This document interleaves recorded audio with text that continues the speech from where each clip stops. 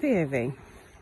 It's 2025 and it's great. We started the conversation. There's a lot of focus, there's a lot of energy, there's a lot of work going into looking at the disparities and the harm that's being caused in the perinatal and maternal field, which is a wonderful advancement. However, it's still not being prioritised. Maternal health isn't a priority, and that's when we're thinking of heteronormative standards, when we're thinking of cis relationships. We are shining a light on the experiences of marginalised and minoritised communities, but we're still yet to see much of a change.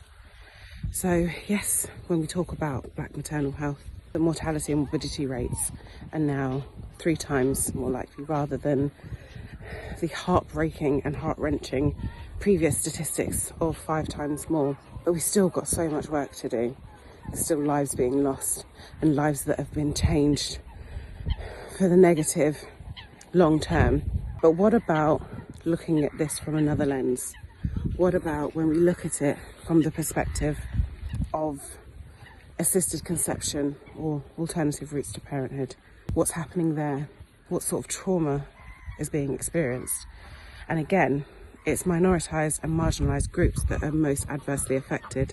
So if you think about the fact that Black women are 2 to 3 times more likely to be classified as infertile, and this is specifically focusing on women or those that were identified as, sorry, apologies for the geese, that are identified as female at birth, that's still really discouraging.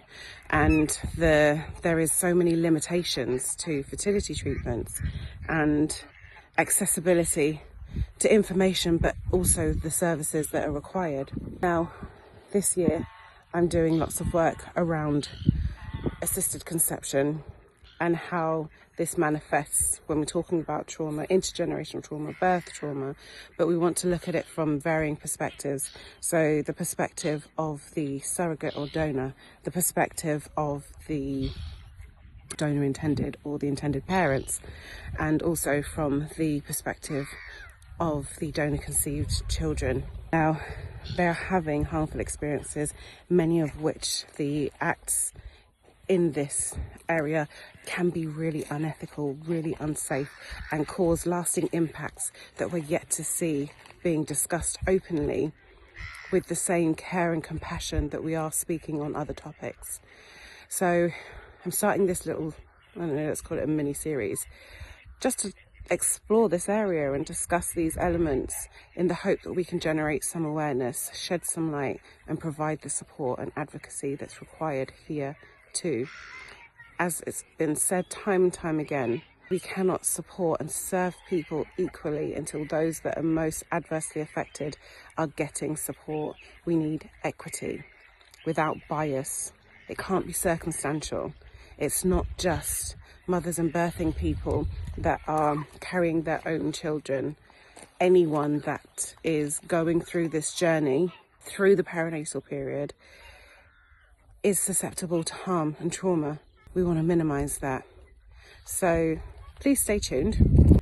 If you have experience here, please do feel free to get in touch.